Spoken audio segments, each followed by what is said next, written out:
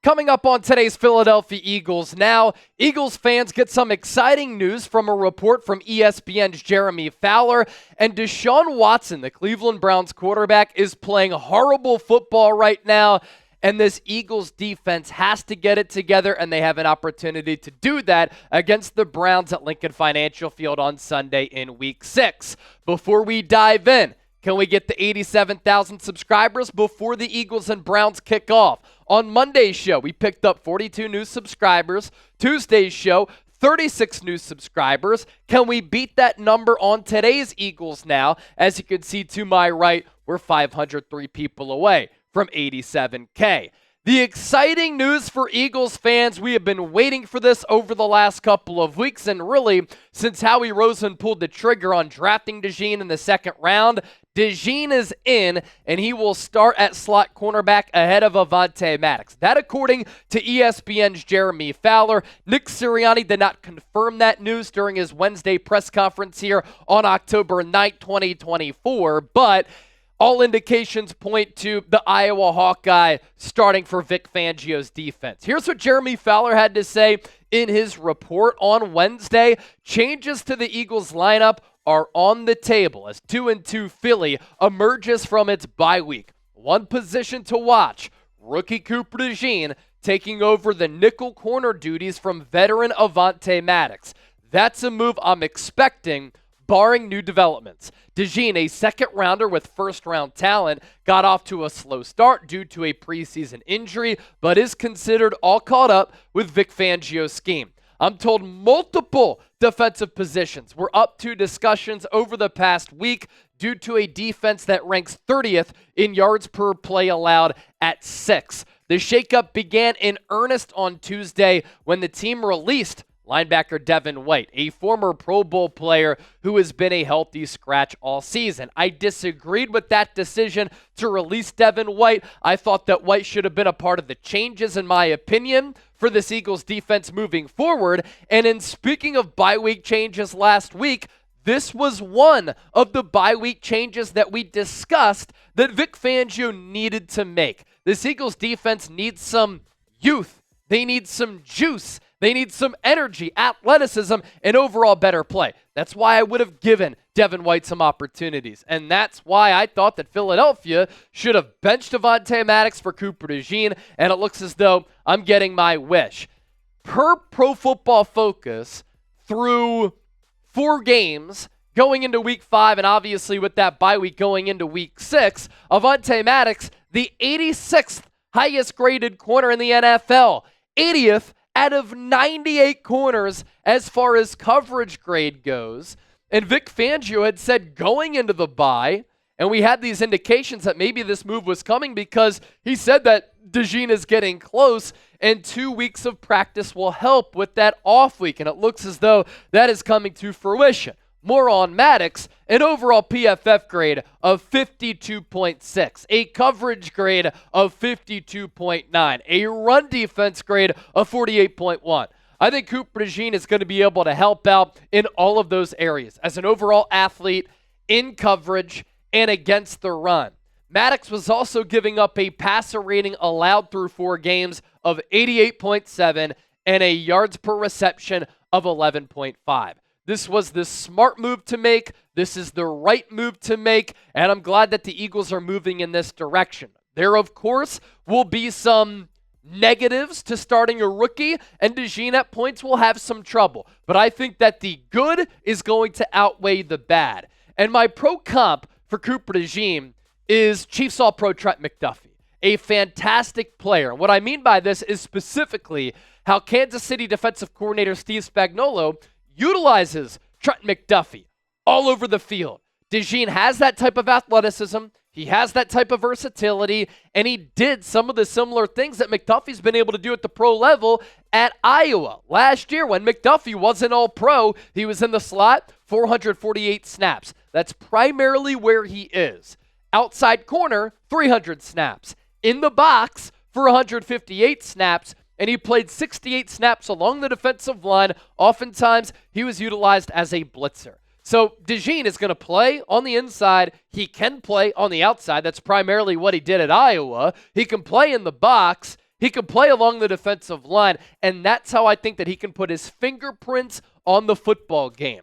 And going into the NFL draft, we talked about DeJean a lot. I had reported when I was at the NFL Combine that Philadelphia had interest in the player, and one of DeJean's pre-draft visits was scheduled with Philadelphia. And at the time, we talked about all of this. He has a lot of strengths, some weaknesses to his game, and I can't wait to see him on the field. It was understandable why we didn't see him a lot early in this season, because he was dealing with that hamstring injury and didn't make his professional debut until the preseason finale. So he's a freak athlete, can play a variety of techniques. He anticipates very well. He played quarterback in high school. So he credits his football IQ and his anticipation on defense because he played quarterback in high school. So he was able to see the game in that way, which is translated to the defensive side of the football. He is a game changer and a game breaker, and he has a knack for making big plays. He had 7 interceptions at Iowa.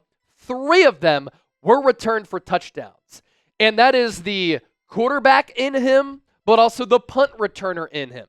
What did I say pre-draft?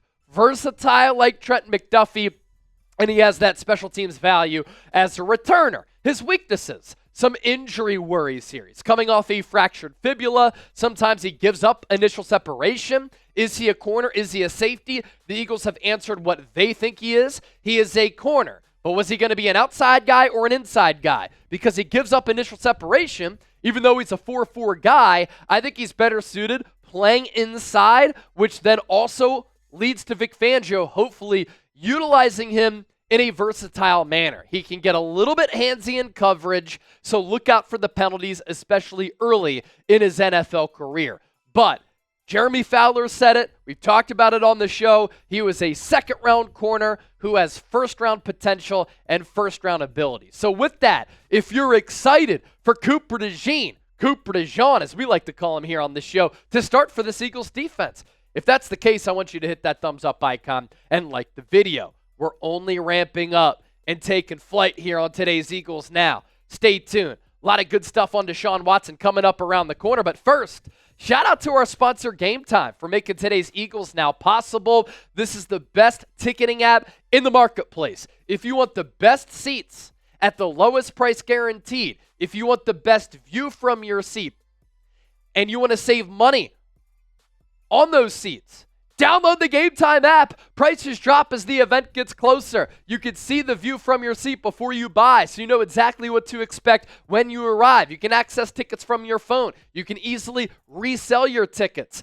And it's not just an app to go to sporting events. You can go to an Eagles, Sixers, Flyers, Phillies game, but also concerts, comedy shows, and theater events. And if you download the app and you create an account and you use the code CHATSPORTS, CHATSPORTS, you get $20 off. Terms apply. First purchase only. Looking ahead to this game against Cleveland, plenty of tickets available at Lincoln Financial Field for very affordable prices. You can see the different views that you get on the app because the technology and user experience is A1 and top-notch. You can see that view from your seat, or if you're very particular about which yard line you want to sit at, you can get the bird's eye view of the stadium. Home tickets, away tickets, regardless of where you live, catch the Eagles in action and do it with Game Time. But it's not just an app.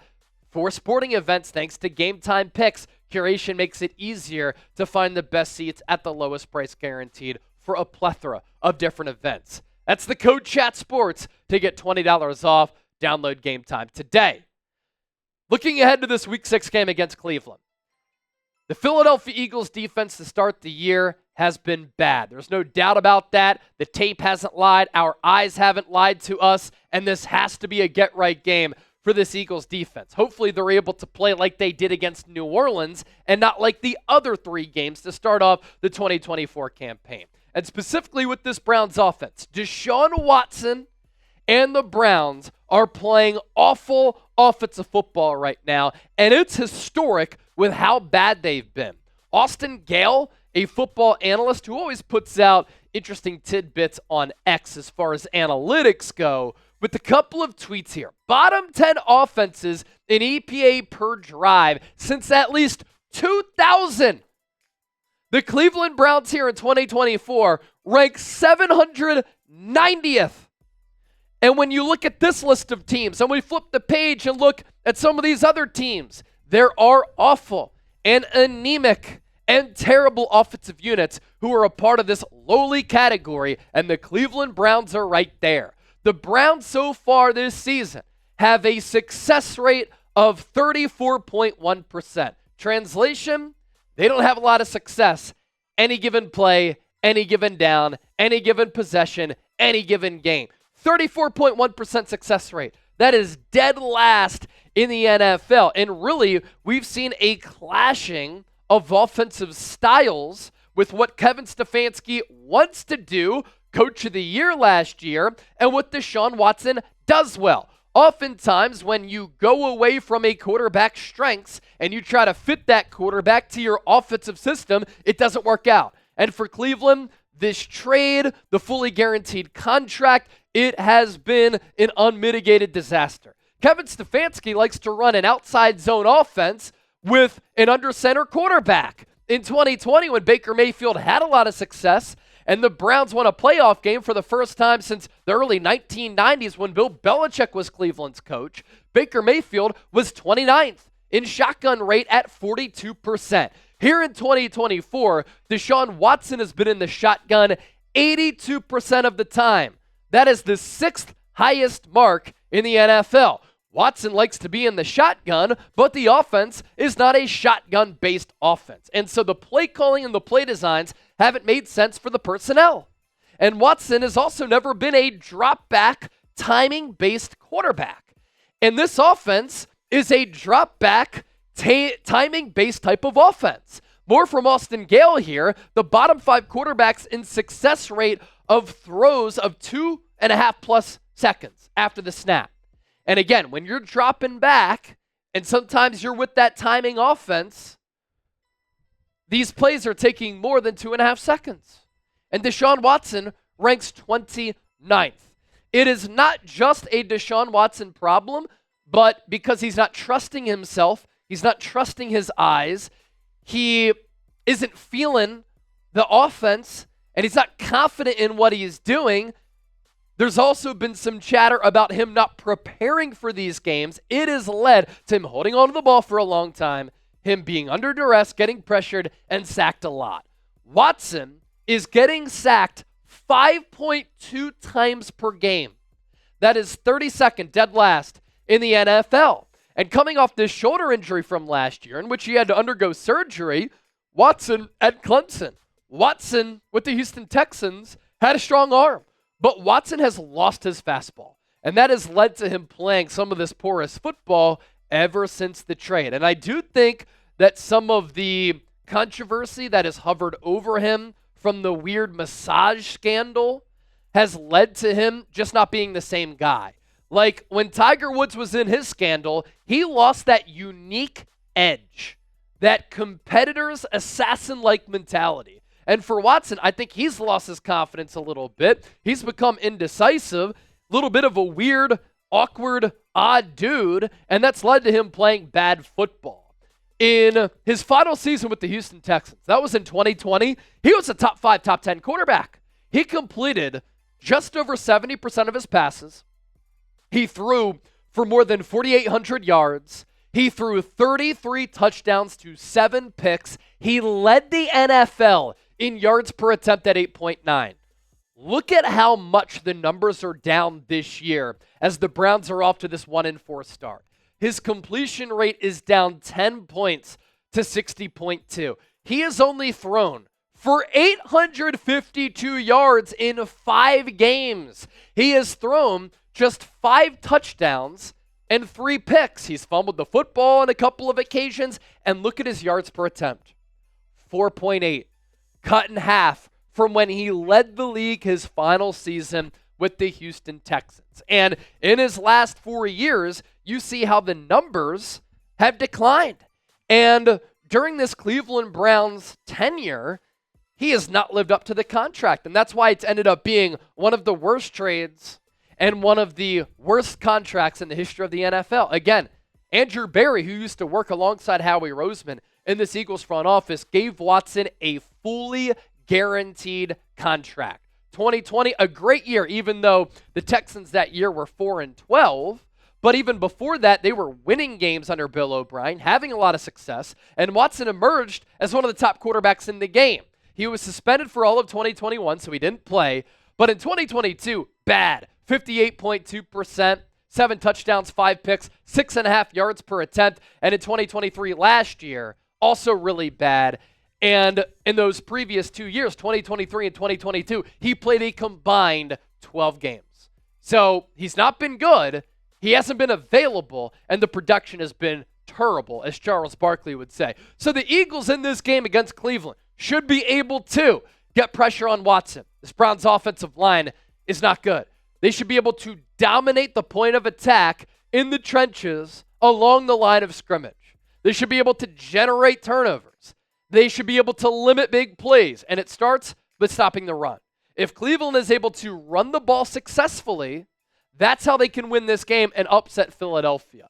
So if the Eagles stop the run, they should be able to control and bottle up Deshaun Watson, who just doesn't trust himself right now. He's a bad fit in this offense right now, and just in general, he is played porous at the quarterback spot. So predict the score, Philadelphia Eagles, Cleveland Browns. We will be doing a watch party for this game here on Eagles Now, so do not miss it. And if you want to give me a follow on social media, be sure to do that at Chase_Senior on X, at Chase_Senior on Instagram. As always, thank you so much for watching the show. Don't forget to hit that subscribe button and keep it locked here on Eagles Now for the best Eagles talk on YouTube.